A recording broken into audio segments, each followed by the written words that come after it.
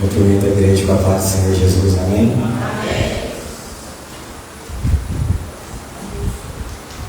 Hoje eu trouxe minha Bíblia, meus irmãos. Eu vi uma pesquisa essa semana que me assustou, fiquei chocado. As pessoas que estão optando por ler a Bíblia no celular, com passar de 3 meses, não estão abrindo mais o aplicativo para ler. E os aplicativos, eles têm todos os dados, onde nós andamos, onde nós estivemos, os cookies, eles têm todos os nossos dados. Então, eles divulgaram essa informação que os leitores de Bíblia, quando passam para a versão digital, a tendência é que em 3 meses deixem de ler a Bíblia. Então, trouxe a minha Bíblia aqui hoje para encorajar você a trazer a sua.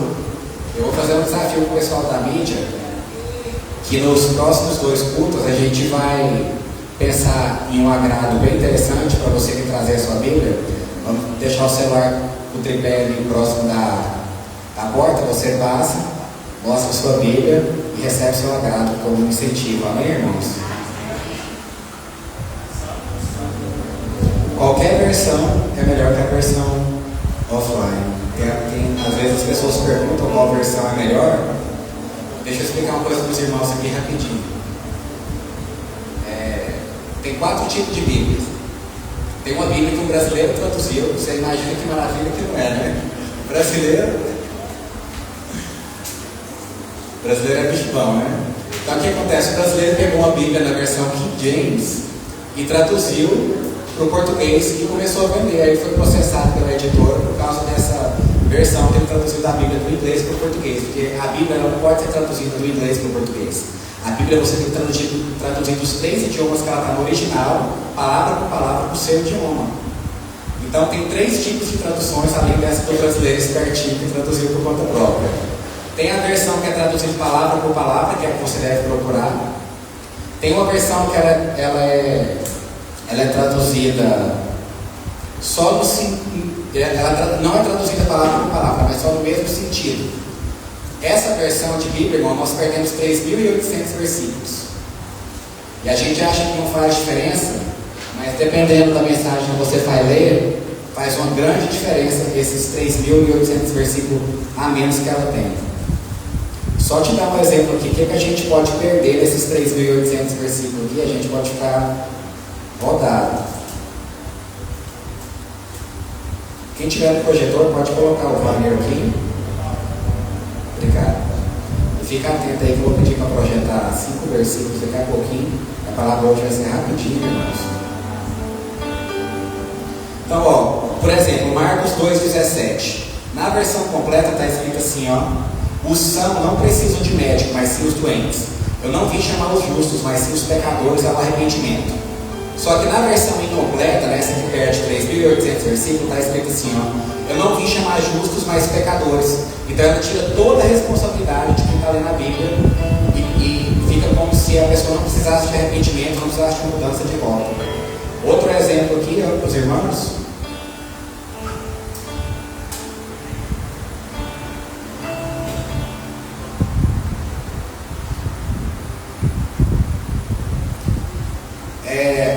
Outro versículo que eu trouxe de exemplo aqui para os irmãos é o seguinte, está escrito assim no versículo: portanto, agora nenhuma condenação há para os que estão em Cristo Jesus, que não andam segundo a carne, mas segundo o Espírito. E na versão completa está escrito assim, que não há nenhuma condenação para os que estão em Cristo. Ele tira a responsabilidade de você andar no Espírito e não fazer opções segundo a carne. Quantos estão entendendo? Abra sua Bíblia em João, versículo 16, capítulo 33, ou se for no aplicativo, abre aí João 16, 33. Quem tiver no projetor, projeta aqui, por favor, João 16, 33.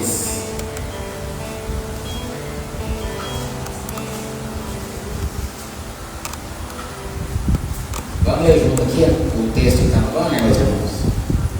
Antes da gente entrar na palavra.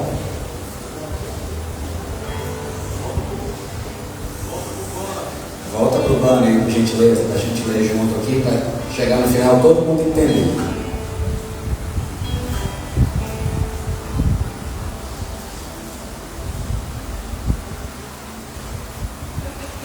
Vamos ler junto, igreja? A lua é sempre redonda.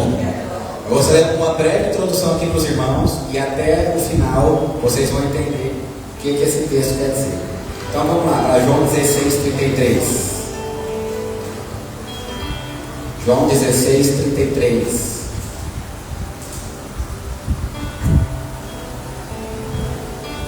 Tenho-vos dito isso para que em mim tenhais paz.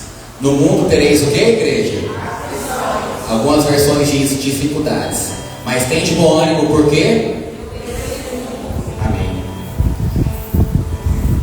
Irmãos, tudo que nós pedimos no nome do Senhor crendo, nós vamos receber.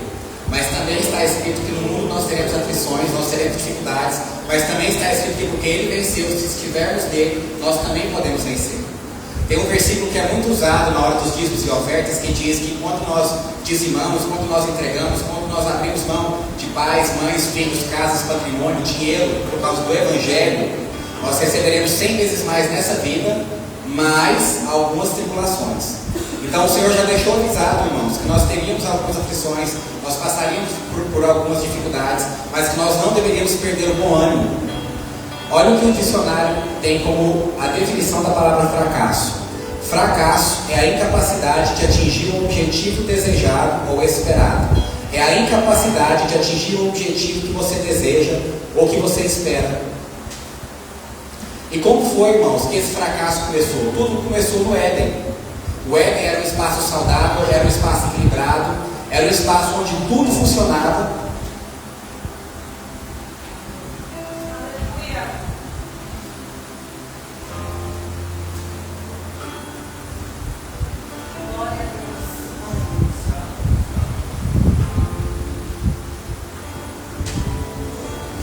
E é impossível passar por essa vida sem passar por fracasso, igreja. É impossível por causa de como que o fracasso começou. O fracasso começou no Éden. E todos nós vamos passar por fracassos. E quanto mais a gente tiver um ambiente saudável para falar dos nossos fracassos, mais rápido a gente consegue resolver eles. Porque quando a gente não assume que está passando uma aflição ou uma dificuldade, como nós vemos aqui em João, quando a gente não assume que está passando pela aflição, como você vai resolver uma coisa que você não assume que você está passando? Como você vai resolver uma dificuldade se você não assume que está com aquela dificuldade?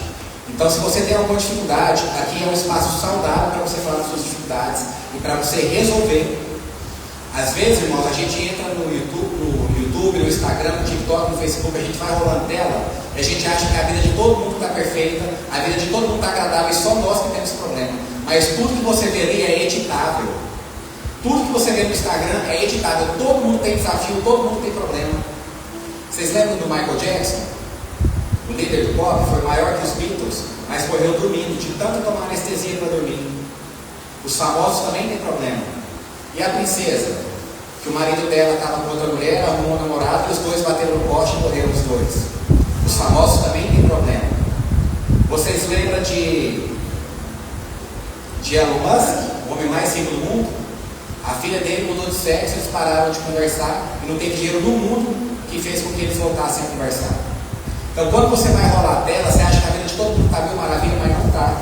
Todo mundo está passando por desafio, todo mundo está passando por tribulação, todo mundo está passando por problemas, meus irmãos.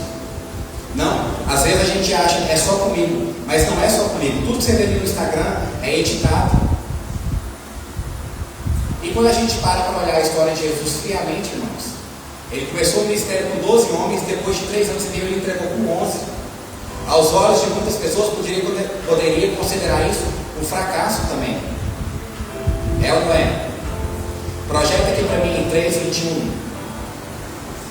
Provérbios 3:21. Fala assim comigo, igreja. No fracasso, a lua é sempre redonda. Projeta aqui Provérbios 3:21. Provérbios 3:21.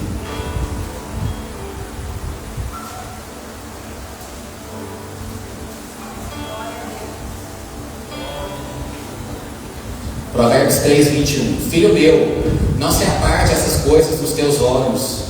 Guarda a verdadeira sabedoria e discernimento. Pode passar.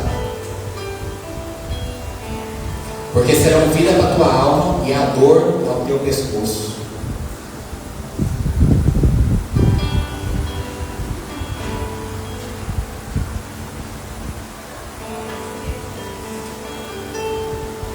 Na minha versão diz assim, ó. Amigo, guarde o equilíbrio e o bom senso. Não os perca de vista nem por um minuto. Fala comigo, equilíbrio. Fala para o seu irmão, não perca o equilíbrio. Irmãos, nós temos uma tendência muito forte de sempre estar nos extremos. Ou a gente não faz academia, ou a gente vai lá e fica 4 horas na academia, ou senão a pessoa fica 1 ano sem beber, aí depois ele bebe de domingo a domingo, ou senão a pessoa não lê nada, aí quando é velha já começa a se dedicar tanto aos estudos que não quer socializar, ou senão a pessoa começa a comer, engordar, já está parecendo uma catedral do Espírito Santo, já parou de setembro, já está parecendo uma catedral, está no extremo, aí começa a emagrece, até ficar abaixo do peso ideal. Nós temos uma tendência de sempre estar no extremo. Uma hora não lê Bíblia de nada, outra hora já começa a ler tanta Bíblia que quer até estudar com o rabino. A gente precisa sair desses extremos, porque Jesus está no meio.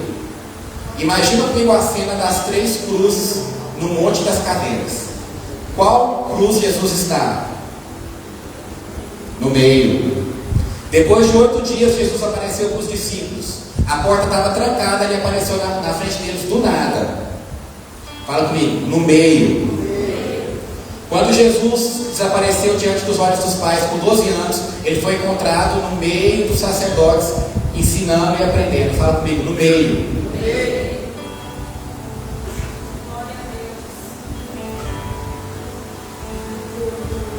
Mateus 18:20 está escrito: onde tiver 2 ou 3 reunidos no meu nome, aí eu estou no meio deles. Apocalipse 1:12 diz o seguinte: voltei-me para ver a voz que falava comigo, e ao voltar-me vi 7 candelabros de ouro, e no meio dos candelabros um semelhante ao Filho do Homem, com vestes talares e cinto de ouro na altura do peito. Então, aqui em Apocalipse 1:12, os candelabros representam as igrejas. E quem é que está no meio? Um semelhante ao Filho do Homem, que representa Jesus. Então ele fala assim comigo, no meio. Jesus está no meio, ele não está nas extremidades. Então a gente tem que buscar voltar para esse equilíbrio, que uma vez nós já tivemos esse equilíbrio. Porque no Éden tudo era sincronizado, tudo era equalizado, tudo era masterizado, estava tudo redondinho no Éden, estava tudo em sintonia, tudo sincronizado. Mas aí, por causa do pecado, não por causa da fruta, viu, irmão? Quem tem preconceito com fruta aí, não é por causa das frutas, mas por causa do pecado, tudo saiu de sincronia, tudo saiu do equilíbrio. Mas o convite do Senhor para nós nessa noite é para que a gente volte ao equilíbrio. Por que eu digo que não é a fruta, irmão? Porque o comando era claro, o comando era assim, ó: não chegue perto, nem toque e nem coma dessa árvore. Nem chegue perto. Mas aí a gente fica assim, mas eu não estou vendo demônio, mas eu não estou vendo ninguém com a capa preta, mas eu não estou vendo ninguém com chifre, não estou vendo ninguém com, como é que chama? Aquele espeto. Estou vendo ninguém com tridente aqui.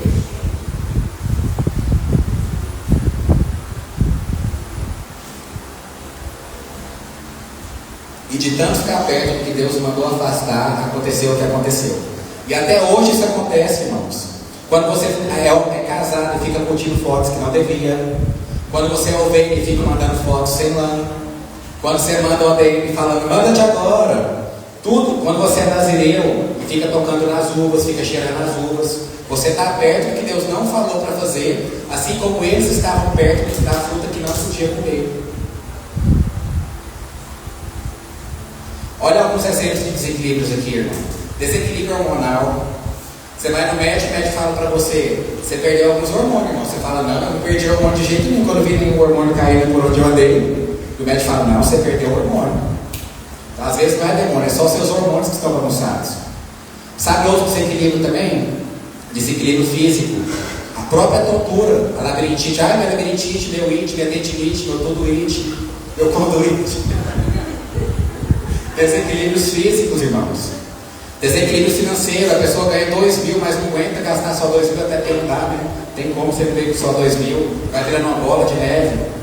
Desequilíbrio emocional, dificuldade de se concentrar, insônia, dor no corpo, irritabilidade, perda de memória depois da Covid, vontade de matar os outros. Porque tem mulher que já veio para o culto pensando assim, Senhor, me dá graça, se o Senhor me der força, eu vou enforcar esse miserável.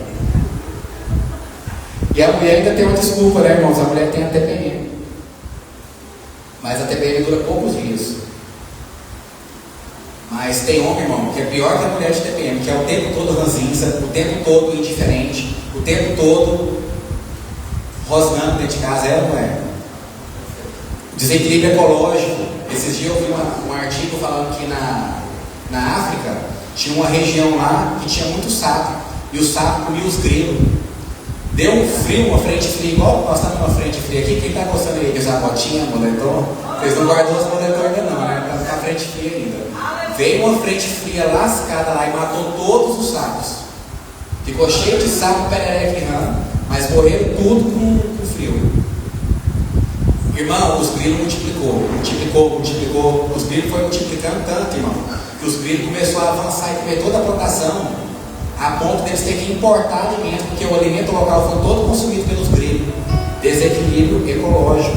Então a gente tem que buscar o equilíbrio. Fala comigo. Quando eu estou desequilibrado, a lua é sempre redonda. Agora eu quero abrir um parênteses aqui, irmãos. Fala assim comigo. É no meio dos vãos que nós fica melhor. Fala assim comigo. Conversas difíceis, vidas fáceis. Fala assim comigo, ó. Mude o sentido e tudo fará sentido. Irmão, se tem uma coisa que nos ajuda a ser mais equilibrado e fracassar menos, é quando a gente se cerca de pessoas boas. Eu achei muito legal o versículo que a irmã Rosângela leu aqui, porque eu já ia ler ele.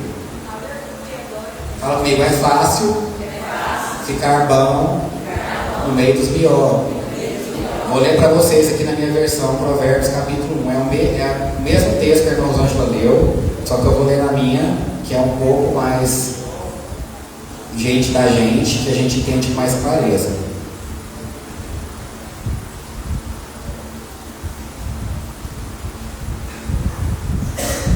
Provérbios para nós, Salmos.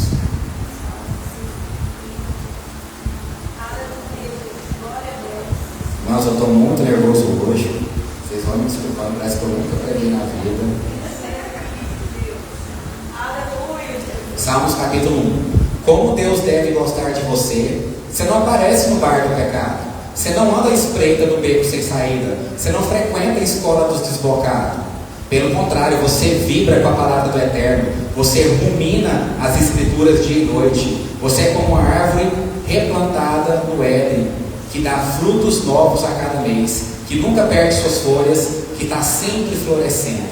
Você não é de jeito nenhum como os perversos, que não passa de poeira ao vento, sem defesa, são companhia imprópria para as pessoas inocentes. O Eterno traça o caminho que você escolhe, mas o caminho que eles escolhem é uma pista escorregadia. Olha que gostoso esse texto, né, irmãos? Esse texto fala da gente se cercar de pessoas boas. Às vezes, irmãos, os nossos amigos estão tão ruins, a gente está tão ruim de amigo, que você não tem espaço para falar suas desgraças, suas mazelas, suas aflições, seus perrengues. Tão ruim que a gente está de amigo, então a gente precisa começar a escolher melhor com quem a gente senta na mesa, para a gente ter com quem abrir o coração, porque, como nós lemos aqui, apesar dos fracassos e apesar dos desequilíbrios, se a gente cultivar um ambiente mais acolhedor para falar do que está nos doendo, a gente consegue resolver quando a gente confessa o que está nos afligindo, porque isso é terapêutico, meus irmãos. E vou te dar uma dica rápida aqui, porque o que eu quero mesmo é te falar de 3 pessoas que, por causa da presença de Deus, conseguiram vencer suas crises. O que eu quero te falar mesmo é disso. Estou só fazendo a introdução. Mas olha aqui, irmãos, o tipo de pessoa com quem a gente deveria andar. Você já viu aquele filme Mãos Talentosas? Que um homem opera cérebros? Então imagina comigo, na vida, irmãos, nós precisamos de mentores. Quem aqui tem discipulador? Erga a mão aí para eu ver, vou te dar os parabéns. Nós precisamos de discipuladores, nós precisamos de mentores e nós precisamos de treinadores. É diferente. O mentor, no caso desse filme Mãos Talentosas, é alguém que já operou cérebros. Ele já abriu cabeça. Ele sabe que dependendo do jeito que a pessoa piscar, já deu ruim, quando a pessoa está com o cérebro aberto. E o treinador, ele nunca abriu uma cabeça, mas ele entende tudo de anatomia, de veia, ele entende tudo tintim por tintim. Olha outro exemplo que eu trouxe para você ver a diferença do mentor e do treinador. Imagina comigo que você quer vencer um campeonato de futebol. Futebol é treinou demais, né, gente? E aí, olha que coisa interessante, tem gente que muda de igreja, muda o estilo estilo da roupa, muda de gosto, a gente muda, abre mão de opinião política, a gente muda de opinião política, muda de partido, mas não muda de time de futebol, né? É interessante, né? Será que o reino de Deus tem menos valor, irmãos, que o futebol? Para a gente abrir mão de uma comunidade por causa de alguém que perdeu a cabeça, mas não abrir mão de um time de futebol? Olha aqui, irmãos, a diferença do mentor e do treinador no campeonato de futebol. O mentor é alguém que já ergueu a taça. O mentor é um ex-jogador. Mas o treinador, ele vai te ensinar o aspecto tático, físico, técnico e a estratégia do futebol. Olha outro exemplo aqui. Imagina que você vai subir o Everest. O mentor é alguém que já subiu, ele é um alpinista que ele já foi lá. Mas o treinador nunca foi. Mas o treinador vai te falar qual corda que você tem que usar. Ele vai te ensinar a respirar, porque ela é o ar rarefeito, senão você morre sem ar lá. Ele vai te ensinar as coisas técnicas, ele vai te preparar fisicamente. Quantos estão entendendo?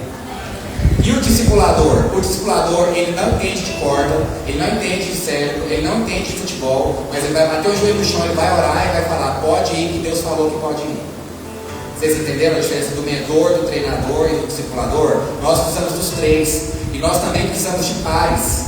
Casado anda com casado. Você já pensou se um homem casado andar só com o primo solteiro e ficar só no meio dos grupinhos dos primos solteiros?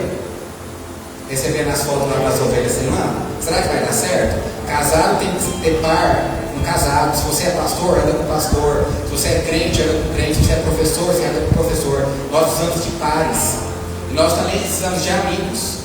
Quem vai falar que a sua barquinha está aberta? Que você está com feijão no dente? Que você está um pouquinho acima do peso? Que você está com mau hálito?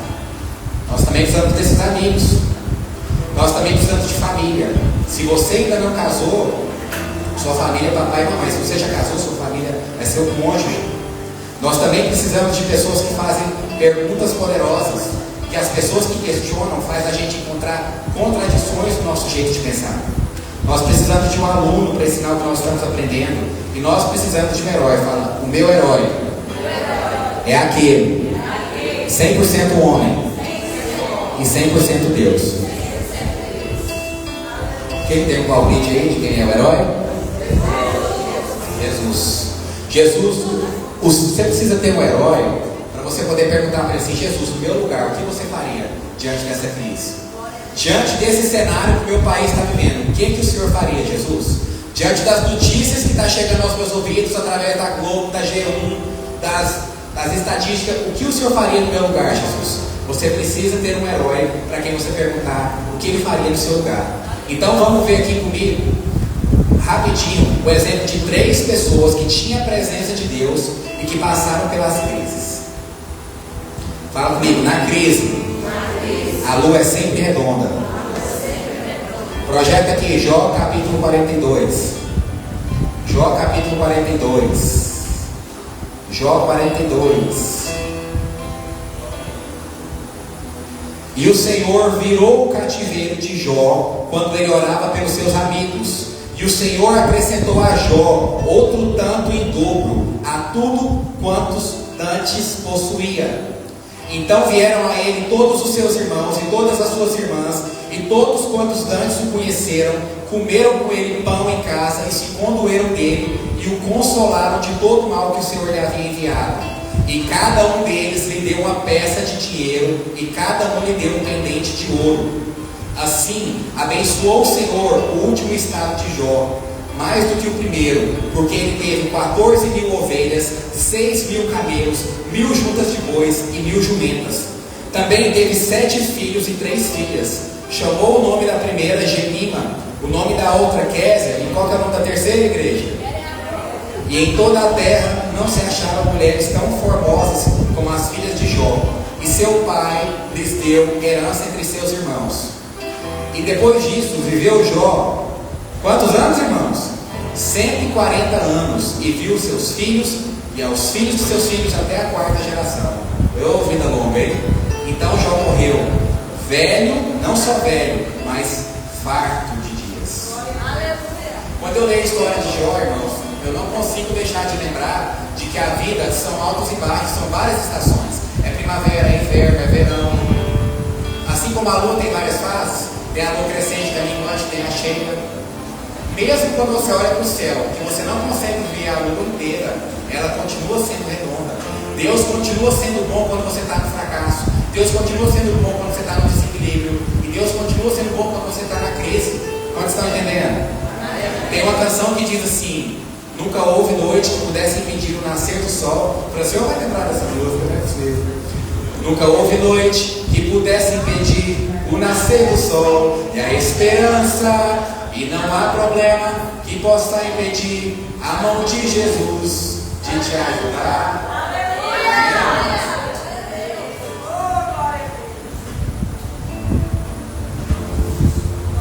E, irmãos, a gente já nasce perdendo, né? A gente já nasce perdendo o conforto do útero. Aí quando a gente desmama, a gente perde aquela conexão com a mãe. As perdas começam, já no nascimento a gente já começa a perder, né, não é? Essa semana foi o aniversário do Davi. E aí a gente foi orar por ele, eu tive um estralo. E a gente sempre ora: Senhor, obrigado por mais um ano. Mas na verdade é menos um ano. É ou não é? Cada ano que passa a gente está perdendo um ano. Só que existem pessoas, irmãos, que ao vivenciar perdas, elas vão se perdendo com elas. Já parou para perceber? As pessoas passam por perdas, mas vão se perdendo com as perdas. Às vezes a pessoa quebrou uma empresa na Covid e nunca mais teve confiança para mexer com o negócio. Às vezes a pessoa passou por um divórcio e nunca mais teve confiança para procurar alguém. E você sabe que se você não sarar, você arruma um pior, né, irmão? Deixa eu te dar uma dica aqui, você que está pensando em divorciar, você tinha que pegar uns conselhos com a Gretchen, irmão.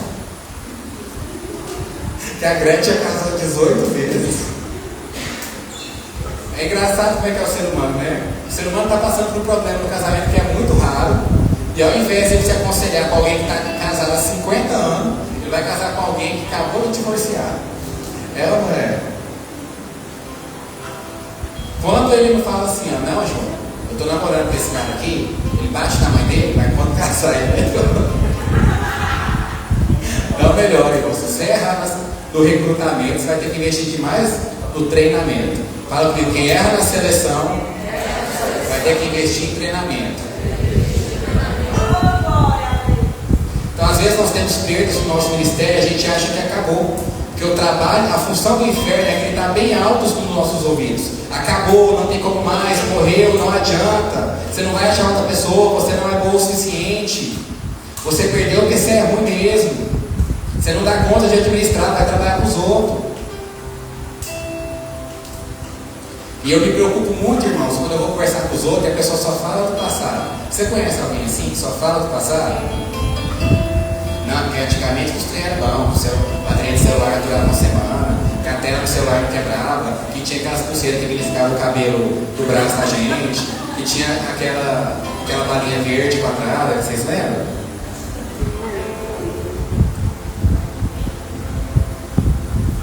Irmãos, Deus é Deus de coisas novas. Quando eu era adolescente, eu achava que a melhor coisa do mundo era o tênis da Adidas que tinha. Mas quando chovia, molhava o pé tudo, irmão. Deus é um Deus de coisas novas. Para de ficar achando que só no passado que era bom. Para de contar no passado, porque não tem nada de novo para te contar. O meu passado e o seu passado precisa ser uma lição e não uma prisão. Fala comigo, lição. E não prisão. Não é o que aconteceu, é quem você se tornou depois do que aconteceu. Nós temos que ficar cada vez mais forte, cada vez mais resiliente, irmão. Aqui no Brasil não é assim, mas lá em Goiânia o povo anda sensível. Parece que eu nunca vi o metiolate, porque metiolate antigamente, irmão, você não sabia se do se era metiolate ou se era ralado. Uma vez eu desci uma baixada de patins, caí, ralei o rosto tudinho assim, ó. Quando passava o remédio, o trem borbulhava assim, ó, fritava. Tanto que doía, pensa tanto que doía. E quando nós ia pegar lugar que tinha que pular cerca, você chegava em casa com as pernas tudo arranhadas, irmão, de pegar lugar.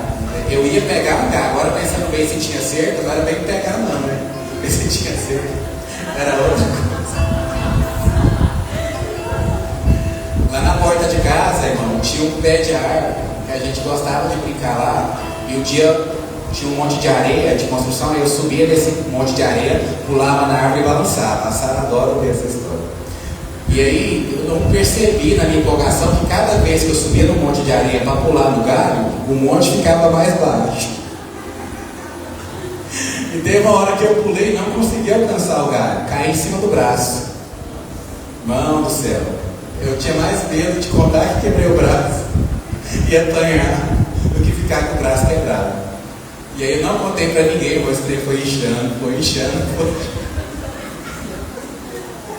De noite eu fui no aniversário, esperei nem cortar o bolo de tanta dor. Aí eu falei que tinha caído em cima do braço, foi lá, tirou o raio-x, tinha só trincado. Graças a Deus. Mas essa geração, irmão, não tem como você cair no PlayStation, tem como você ralar o joelho no Free Fire? Não tem jeito, irmão. Mas Deus quer fazer de nós um povo resiliente, um povo antifrágil, um povo que não se ofende facilmente, um povo que não para na primeira dificuldade, na primeira aflição, diante do primeiro sinal de desequilíbrio. Quantos estão entendendo? Diante da primeira notícia, irmão, nós somos sobreviventes. Nós vencemos foi a pandemia, você está achando o quê? Nós já vencemos foi 2 anos de desgoverno, você está achando o quê? Nós somos sobreviventes, irmão.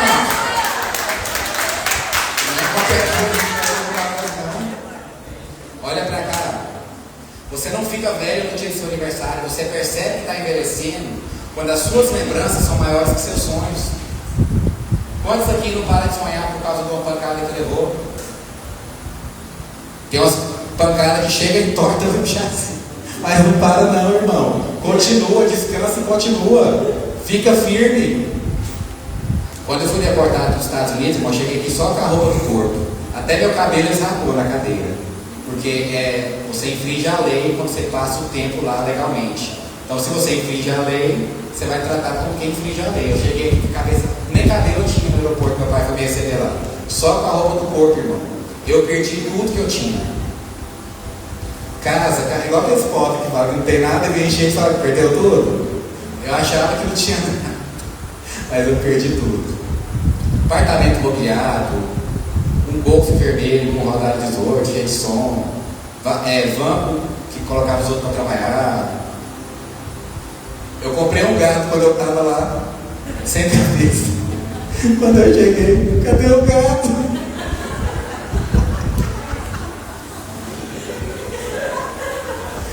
Então, irmão, às vezes a gente toma um tropeço em 2012, a gente toma um tropeço em 2019, e aí a gente acha que já perdeu muito, irmão, mas nós não perdemos nada comparado a Jó, porque Jó perdeu tudo e foi de uma vez.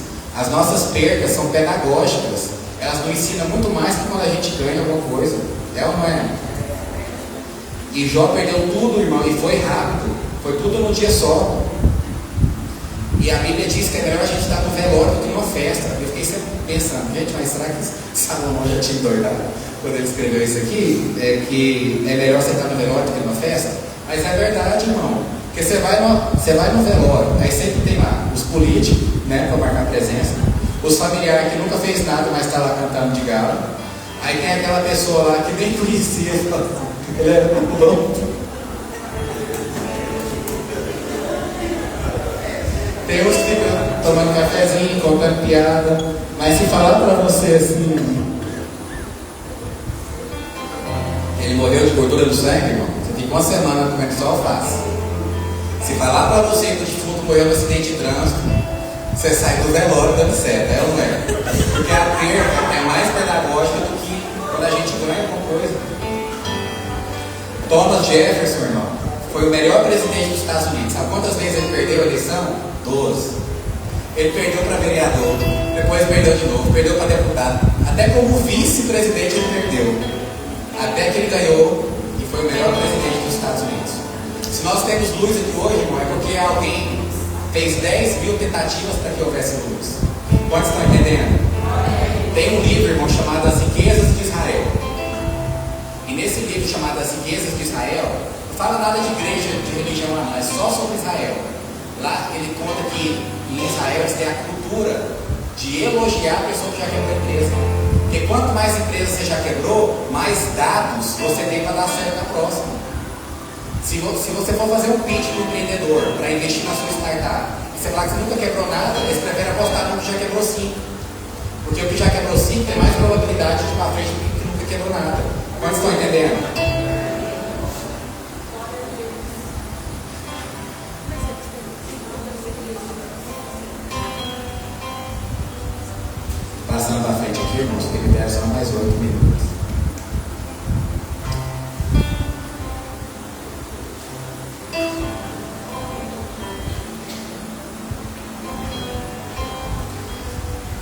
Bíblia, quando vai descrever Jó, meus irmãos, fala que Jó era reto, rico e temente a Deus. A Bíblia vai descrever quem Jó era antes de falar o que Jó tinha. Porque o que nós somos é mais importante do que aquilo que nós temos. Com certeza você conhece alguém que já recebeu uma herança e que em menos de 2 anos já queimou tudo, né? Porque 90% das pessoas que ganham na loteria isso acontece a mesma coisa. Mas Deus, quando Ele quer te dar algo grande, Ele vai preparar seu nome. Você acha que Deus tem grandes coisas na sua vida, irmão? A Senhor me dá uma empresa com muitos funcionários. Você acha que a folha de pagamento vai vir de tamanho? Então, a proporção das bênçãos que Deus tem para você é a proporção dos desafios que você vai ter que enfrentar. A Bíblia diz que Jó era íntegro e rico. Fala comigo, íntegro e rico. Nós não temos que escolher entre um e outro, irmão. Essa é uma mentalidade de escassez que diz que a gente tem que escolher ou ser cheio de Deus ou ter a conta cheia, ou ser íntegro ou ser rico. Jó era os dois. Mas tem uma mentalidade dos jesuítas que foi passando de geração em geração, que foi contagiando a gente que as pessoas mais humildes, mais pobres estão mais perto de Deus. Se eu falar para você que uma pessoa me deu uma profecia e a pessoa estava com roupa rasgada, com o cabelo arrumado, desarrumado, com a chinela baiana, você vai acreditar. Se eu falar que era uma pessoa que estava no mental, você duvida. Porque está impregnado em nós de que quanto mais pobre a pessoa, mais perto de Deus ela está. Vai dizer que você não conhece nenhum pobre arrogante? Vai dizer que você não conhece nenhum pobre que pensa nos outros? Certeza que você conhece algum. E o que Jó fez, irmãos, quando ele se lançou no chão? Jó murmurou? Ele adorou. Porque adorar não depende da circunstância que você está vivendo. O que você está... Quando você adora nessa situação aqui, é porque você está reconhecendo a soberania de Deus. Não é porque está tudo bem. E Jó raspou a cabeça. Jó raspou a cabeça ou arrancou os cabelos, irmão? Arrancar o cabelo fala de desespero, de alguém desequilibrado, de alguém que está abalado. Ele não arrancou os cabelos de desespero. Ele raspou o propósito. E a mulher de Jó, irmãos, não condena ela não. Essa mulher chorou 10 caixões um dia só. E essa mulher não era qualquer mulher majosa do patrimônio que tem, não. Com certeza ela estava lá segurando a retaguarda. Tanto é que quando Deus deu tudo em dobro, a mulher estava lá firme e forte com ele. E no final, irmãos, Jó começa a questionar. Ele fala assim comigo: 16 perguntas, 34 reclamações. Às vezes, quando a gente está passando por dificuldade, a gente esquece que pode bater na porta do céu e fazer perguntas para Deus. Teve uma época que o povo de Israel estava passando dificuldade, mas demorou 7 anos para começar a clamar. O problema é que nós demoramos demais para pôr a boca no pó e começar a clamar, e começar a fazer perguntas, e começar a especular, e pedir prova, e perguntar por quê. E depois dessas 16 perguntas e 34 reclamações, por que não foi murmuração? Porque murmuração é quando você reclama para quem não pode fazer nada por você. Agora, quando você vai falar com Deus, irmão, é desabafo. Aí já é terapêutico. Quantos estão entendendo? Mas quando a gente está passando pela dificuldade, a gente não fica feliz, né? Se você já corrigiu uma criança, você sabe que ela fica com raiva que você na hora. E antigamente a chinela de mãe tinha GPS, né? Você tacava assim, ó, a chinela ia girando, para abrir a cabeça. Hoje em dia é só educação positiva, né? Mas eu lembro uma vez quando eu ganhei uma surra do meu pai tão grande, irmão, depois de tempo eu fui perguntar a ele: ô pai, por que você me bateu tanto aquele dia com mangueira? Nem ele lembrou. Uma vez eu fui corrigir a Sara falou assim: papai, você não gosta mais de mim, eu não vou te dar mais abraço. Porque no momento da aprovação a gente fica chateado com Deus, mas Deus não tem crise com a nossa crise. Deus não entra em desespero quando a gente está desesperado. Ele não vai ficar ofendido se você chegar e pedir uma direção, se pedir um norte, se você fazer pergunta para ele, não. Depois que Jó fez 16 perguntas, irmãos, e 34 reclamações, Deus faz. Sabe o que Deus faz? Primeiro que não respondeu, Deus fez 70 perguntas para Jó. E a primeira foi assim: ó Jó, onde você estava quando eu fiz a fundação do mundo? Começa. 70 perguntas, irmão. E numa proporção muito menor, nós também temos crises, nós também temos insegurança por causa da política do nosso país, por causa das finanças, por causa da taxação. Nós também ficamos desequilibrados, nós também fracassamos. Numa proporção muito menor, as perdas de Jó nós também perdemos. Mas às vezes nós não desprendemos das perdas. Tipo assim, você perdeu um dedo, certo? Imagina comigo que você perdeu o dedo de minguim, você perdeu o dedo de minguim. Aí você foi, estacou o sangue, você operou o dedinho, você fez a cirurgia, tá tudo bem, já passou anos e anos e anos, já parou de doer. Aí você encontra o pastor Gilberto na rua, aí você fala assim: pastor Gilberto, o senhor pode orar para mim? Aí o pastor Gilberto: veja bem, filho, o que foi? Aí você fala assim: é porque eu lembrei que eu perdi o meu dedo, o senhor pode orar para mim? Aí o pastor ora, aí você chora, aí fala: pastor, olha a foto do meu dedo, pastor. Isso é sofrimento? Isso é dor ou é sofrimento, irmão? Já parou de doer, mas a pessoa está apegada no que perdeu, entendeu? Deus quer fazer coisas novas, irmãos, na nossa vida, mas nós precisamos desprender daquilo que um dia já nos trouxe dor.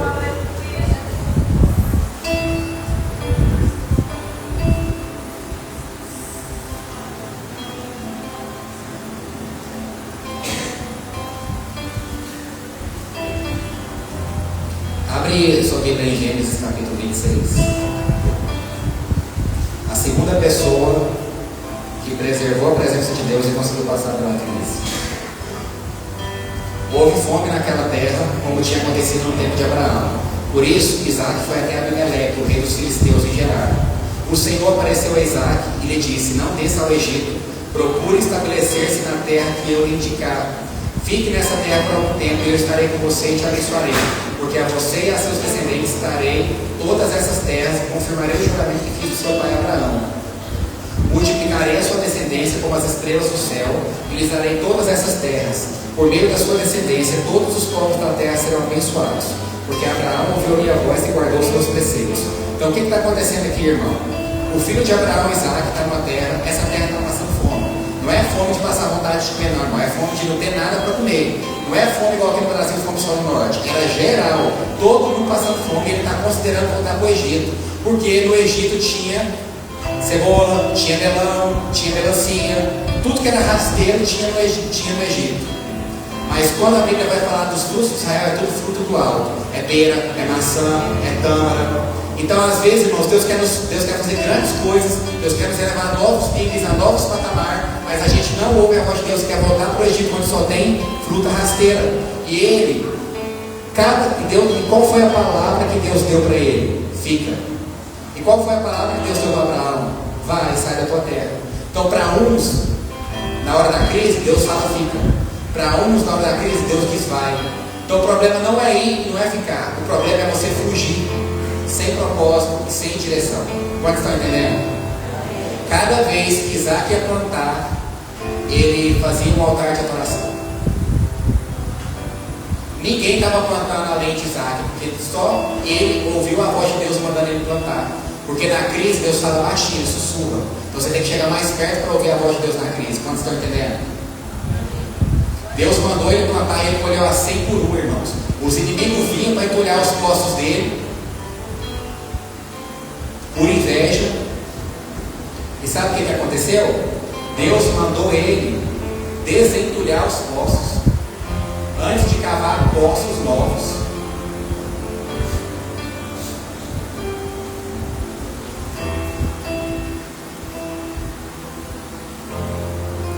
Ele desentulhou os poços e teve acesso à cisterna, e aí ele começou a plantar e colheu 100 por 1, irmãos. E os inimigos vinham entulhar os poços dele, roubavam as coisas dele, até que a colheita dele foi uma proporção tão grande que eles não conseguiam mais vencer ele de roubar ele e de entulhar os poços dele. Sabe o que aconteceu? Todos os inimigos dele, de Isaac, que entulharam os poços de Isaac, viraram funcionários de Isaac, foram colher, porque ficava só olhando o que Isaac estava fazendo e não fazia nada. Enquanto isso, Isaac estava plantando. Eles viraram funcionários de Isaac e foram pagar tributo para Isaac. Isaac ficou super rico. Os inimigos de Isaac foram trabalhar para Isaac e pagaram tributos a Isaac. Mas para isso ele teve que desentulhar os poços. Fala comigo, desentulhar os poços.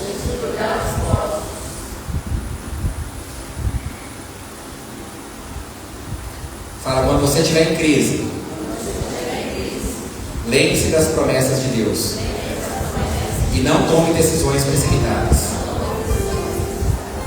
Irmão, ele cresceu tanto que o rei Abimeleque chegou para ele e falou assim: você tem que vazar daqui, porque você está prosperando mais do que eu.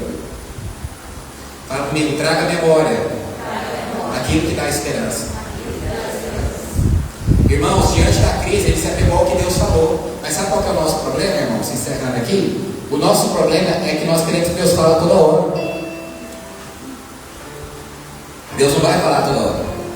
Imagina comigo que você está indo para Caldas Novas, amém? Você coloca no GPS aqui, Caldas Novas. Aí o GPS vai falar para você: vira à esquerda na Avenida Aureliano, no trevo, faça uma curva. Quando pegar a BR, você vai tantos quilômetros, não é assim? Então, enquanto você tem que fazer curva, o GPS vai dando os comandos. Mas quando é só uma linha reta, ele não vai falar mais. Aí você tem que ficar curto no comando, vocês estão entendendo?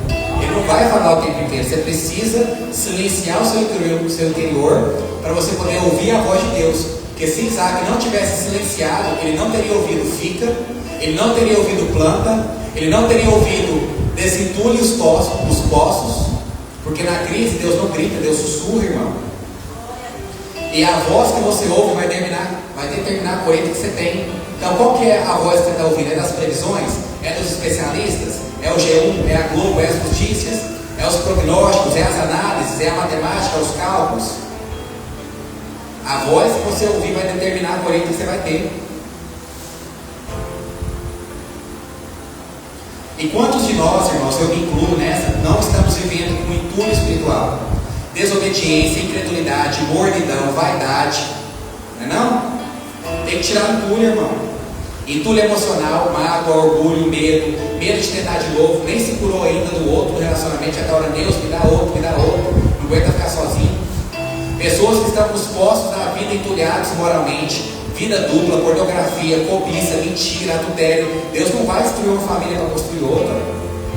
Entulho moral, entulho nos relacionamentos, falta de perdão, entulho financeiro, tudo desorganizado. Como é que você quer que Deus te dê uma fonte nova se você não desentulhar as fontes que Ele já te deu? Está na hora de desentulhar o casamento, os relacionamentos, as finanças. Talvez você queira que Deus enche a sua vida de água, mas você ainda não abriu espaço para o fluxo, que está tudo entulhado. Você precisa limpar o poço. E hora nenhuma você vai ver ele murmurando, irmão. Ele só trabalhando, não murmurou hora nenhuma. Fala comigo, na crise, trabalhe. Projeta aqui, João capítulo 6. O terceiro exemplo de um homem que prosperou na crise por ter a presença de Deus. O primeiro exemplo foi Jó, um homem que prosperou, superou a crise porque ele tinha presença. O segundo exemplo foi Isaac, que prosperou porque ele tinha presença. E agora o último exemplo, João 6. Vou ler para os irmãos. Onde compraremos pão para esse povo comer? O Filipe falou. Jesus fez essa pergunta para Filipe, para colocar Filipe à prova, porque ele já tinha em mente o que ele ia fazer. Filipe respondeu: 200 denários não comprarei para isso. Aí Filipe começa a fazer as contas. Não, vamos ver. Peraí, volta. Jesus tinha acabado de perder o seu primo João Batista decapitado. Jesus estava mal, estava triste. Sabe aquele momento que você não quer ver ninguém? Sabe aquele momento que chega gente na sua casa e parece que você vê um gato lá assim, ó? Jesus estava correndo, Jesus fugiu do meio do povo e foi se isolar. Ele estava mal porque ele tinha perdido o seu primo João Batista, foi decapitado. Nesse dia o primo dele tinha sido decapitado. Aquele mesmo primo, louvor, pode ir para frente. O mesmo primo tinha sido decapitado, o primo que quando a mãe dele grávida chega na casa do primo dele, estava grávida também, e os dois tremeu. Eles tinham uma conexão muito grande, irmãos, e ele estava ruim no deserto, se isolou ali no deserto. Aí o que acontece? Ele tinha acabado de perder um, sim ou não? João Batista. Chega 12, irmãos, que ele tinha liberado uma missão para fazer milagre, chega os 12 contando tudo que aconteceu. Então fala comigo, foi um, mas chegou 12, para mostrar que Deus não perdeu o controle. Olha o timing dos 12 chegar, irmão. E esses 12 devem ter chegado contando para todo mundo o que eles fez, porque veio uma multidão atrás deles. E a Bíblia diz que Jesus olhou para aquele povo com muita compaixão, porque eles eram como que pessoas sem pastores, como ovelhas sem pastores. E a Bíblia diz que ele tinha 5.000 homens. E eles estavam no lago de Genezaré. E quem era Genezaré? Filipe. Por isso que Deus vai perguntar para Filipe: ô Filipe, onde é que nós vamos arrumar pão aqui? Porque estava na área do Filipe. Deus não vai cobrar de mim alguém que você conheceu no trabalho. Deus não vai cobrar de mim a vida de alguém que você conheceu na sua escola. Deus estava cobrando de Filipe, que era a área do Filipe. E aí ele começa a fazer a conta. Deixa eu ver aqui. Aqui tem 5.000 homens, tem tantos tomando mão gelada, não vão comer. Tantos fez bariátrica, vai tomar só um caldinho. Tem uns que está gordinho, vai comer um pouco mais. Senhor, não vai dar para alimentar esse povo não. E aí Deus manda eles dar de comer. E ele vai falar assim: vai ver o que tem aí. Aí eles vão e acham que o menino tem comida. Irmãos, eu imagino que esse menino era gordinho, está andando com comida desse jeito. E aí eles não levaram o que o menino tinha até Jesus, eles levaram o menino até Jesus. E aí diz o seguinte: que na mão do menino tinha 5 peixinhos, no diminutivo. Quando passa para a mão de Jesus, vira peixe. Jesus não desprezou, Jesus deu graças. Então na crise nós temos que agradecer e não desprezar. Irmão, se você enfiar no buraco e começar a reclamar e murmurar, o buraco vai ficar cada vez mais fundo. Quem está no buraco tem que parar de cavar. Quantos estão entendendo? Enquanto o povo estava falando que era peixinho, Jesus falou: é peixe. Não desprezou, levantou para o alto e deu graça. Aí ele falou assim: tem uns pãozinhos aqui, mas é de cevada. Porque o pão de cevada era o pão ruim, o pão era do trigo. Jesus não desprezou o pão, multiplicou o pão, sobrou 12 cestos cheios, irmão. Sabe qual que é o nosso problema? A gente ora para Deus para pagar só os boletos. Por que nós não oramos para sobrar 12 cestos cheios? Quantos estão entendendo? A gente tem que melhorar a nossa comunicação com Deus, velho. É ou não é? 12 cestos cheios, irmãos. Provisão para cada mês do ano. Vai ter provisão em julho, vai ter provisão em agosto, vai ter em setembro, vai ter em outubro, vai ter em novembro, vai ter em dezembro. Você está com medo de quê? Seu Deus é o Deus do ouro e da prata, meu irmão. Se Deus mostrou para Isaac onde tinha veio d'água para ele cavar poço, ele não vai te dar uma direção, não vai te dar um norte. Silencia que você vai ouvir a voz dele, ué. Deus deu estratégia para Gideão, irmão. Gideão com 300 homens venceu uma guerra. Porque quem andava, vocês têm que entender o mistério de Gideão, irmão. Acabei de colocar aqui o quarto homem que com a presença de Deus venceu uma crise. Naquela época quem andava para o canto era só os líderes de 1.000. O exército, a cada 1.000 tinha um líder. E o líder de 1.000 andava com a tocha. Quando chega 300 com a tocha na mão, eles acham que é 3.300 batalhão, irmão. Eles ficam tão confundidos que eles se matam. Deus deu estratégia para Gideão. Deus pode dar estratégia para você sair desse buraco, dessa aflição, desse desequilíbrio, desse fracasso, dessa dor, desse apego à dor, porque já não é dor mais. Dor foi só na hora, agora é sofrimento. Pode estar entendendo? Irmãos, quando o anjo apareceu para Gideão, o anjo não pediu nada. O anjo não pediu nada para Gideão, mas Gideão tinha um coração tão generoso e desapegado que ele pegou 30 quilos de farinha e fez um pão para o anjo comer. Pensa a mulher de Gideão questionando ele: onde você vai com 30 quilos de farinha? Vou lhe queimar com o anjo. Imagina a cena. E depois que ele oferta esse pão para o anjo, irmão, ele vai lá no acampamento do inimigo para ouvir as conversas. Sabe o que ele ouve? O inimigo está falando assim: ó, eu tive um sonho que um grande pão vinha rolando pelo monte e nos matava. O pão que subiu através da oferta desceu no sonho deles. Quantos estão entendendo o mistério? Deus pode te dar estratégia. Irmãos, para alimentar 5.000 crentes, aqui era 5.000 homens. Então imagina-se que era, contando mulheres e crianças, tinha mais de 20.000 pessoas ali. E você sabe que crente come mais, né? Se você for fazer um noivado, fazer um orçamento do evento, você vai perguntar: é espírita? Um pouquinho, é tanto. É católico? Vai dar lucro porque vai beber, é tanto. Se for evangélico, aumenta 30%. Olha a luta para alimentar esse povo aqui, irmão. Se Jesus não afinou, na dor ele serviu. Ele precisando de oração e orando pelo povo. Ele precisando de uma cura interior e ministrando cura sobre os outros. Ele não abriu mão da missão por causa da dor que ele estava sentindo. Quantos estão entendendo?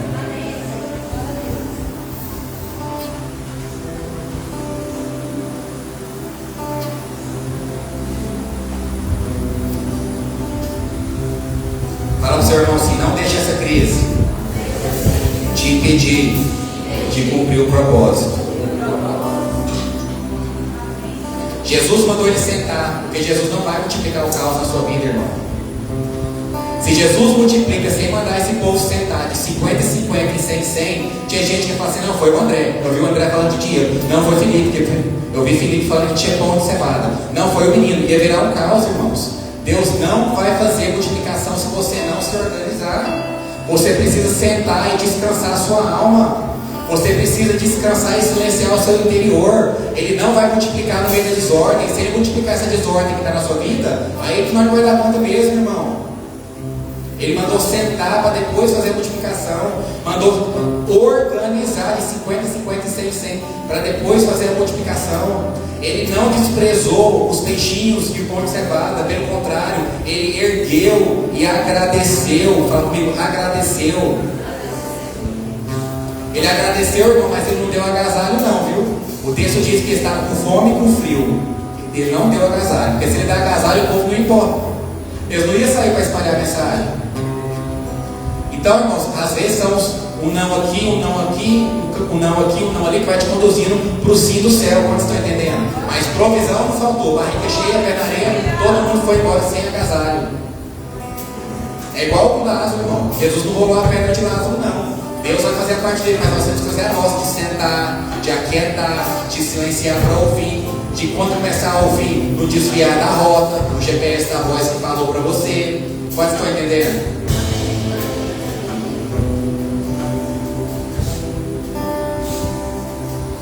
Fica de pé comigo, igreja. Eu quero que você saia leve daqui nessa noite.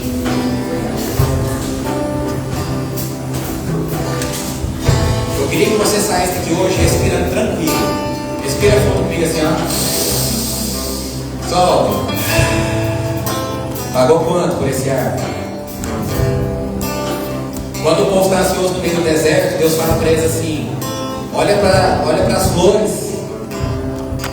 Olha para as cordonizes. Elas vestem, elas comem. Se Deus não cuida dos pardais, Ele não vai cuidar de nós, que tem muito mais valor, irmão.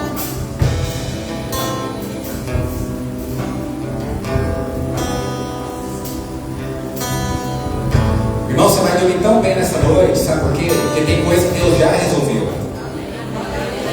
Fala comigo, em paz eu me deito e logo pego no sono, porque só o Senhor me dá segurança. A nossa segurança tem que estar em Deus, irmãos. Não é na canhota, não é na cabeça de ovo, não é no mito. A nossa provisão vem do alto. Vocês podem dizer amém? Jesus faz uma pergunta para Filipe: cadê o pão? Mas ele já sabia o que queria fazer. O texto diz que ele só perguntou para experimentar Filipe, porque ele já sabia o que ia fazer. Jesus já sabe do nosso futuro. Não temos o seu futuro, porque Deus já está lá. O louvor vai ministrar uma canção aqui agora que diz assim, ó: eu não sou mais escravo do medo. Eu sou filho de Deus. E eu quero que você cante essa canção, irmãos, como se fosse um escravo que acabou de ser solto e está cantando o hino da vitória. Vocês estão entendendo?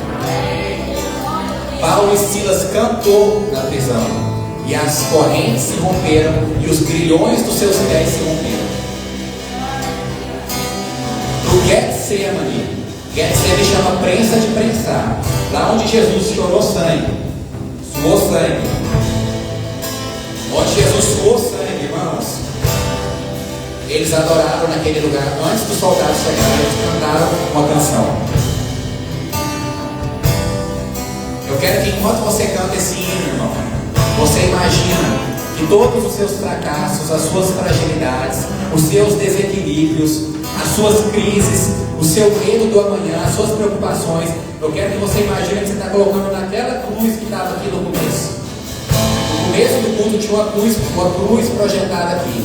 Eu quero que você imagine que você está colocando tudo isso, irmãos, nos pés da cruz. Eu quero que você saia daqui nessa noite com a certeza. Fala comigo, a lua é sempre redonda. Deus é sempre bom, mesmo quando não parece que é bom, mesmo não parece que vai dar, mesmo quando está difícil, mesmo na dificuldade, na aflição, mesmo quando está doendo, a lua é sempre Deus é sempre bom. Feche seus olhos, receba essa canção e adore essa canção com um hino de vitória. Amém, igreja? Amém, igreja? Você que recebe